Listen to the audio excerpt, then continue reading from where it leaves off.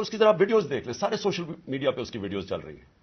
اس طرح کے انسان سے یہ تشدد کرنا، میں سوچتا رہا ہوں کہ اللہ ہم کدھر پہنچ گئے ہیں، یا ہم کدھر تک گر چکے ہیں. کیا ایک قوم اس طرح کی چیز کی اجازت دے، اور کیا اللہ کی برکت آ سکتی ہے اس قوم پہ؟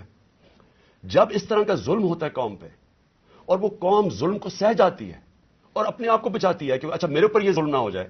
جس طرح جانور نہیں ہوتے کہ وہ دیکھ رہے ہیں کہ شیر نے آ کے ایک جانور کو پکڑ لیا، باقی سارے جان بچا کے بھاگ جاتے ہیں.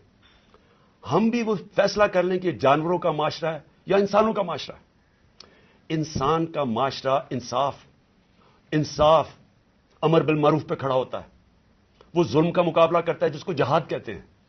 کیونکہ جب وہ ظلم کا مقابلہ نہیں کرتا تو حضرت علی کا قول ہے کہ کفر کا نظام چل جائے گا، ظلم کا نظام نہیں چل سکتا. یہ ہمارے نظام کے اوپر یہ جو ڈاکٹر صاحبہ نے بھی پڑھ کے سنایا ہے، میں آپ کو یہ یقین دلاتا ہوں کہ یہ سب آپ سمجھ لیں. اگر ایک قوم اس کے اوپر اپنی آواز بلند نہیں کرے گی، اور جو کمزور ترین جہاد ہے کہ زبان سے اس کے خلاف نہیں بولے گی، تو یہ قوم کو جینے کا حق نہیں دیتا اللہ. وہ قرآن میں کہتا ہے کہ میری زمین پہ نکل کے دیکھو کتنی قومیں میں نے تباہ کی جو میرے حکم پہ نہیں چلی. ہم تباہی کا راستہ ہے یہ ہمارا. یہ جو پاکستان سے ہو رہا ہے، میں نے ہوتا ہوگا دہشت گردوں سے، شاید ملک کے غداروں سے اس طرح کی چیزیں ہوتی ہوں. میں نے اپنی زندگی میں کبھی اس طرح کے واقعہ نہیں دیکھے کہ پہلے ایک کارکن ہے، پھر وہ اسپیشل چائلڈ ہے، اور پھر وہ کوئی کسی قسم کا زندگی میں اس نے کسی سے لڑائی تک نہیں کی، اس سے یہ تشدد کیا جائے. اور تشدد کیا کیا؟ سر بھی اس کا، انہوں نے کہا کہ اندر سے خون نکلنا شروع ہو گیا.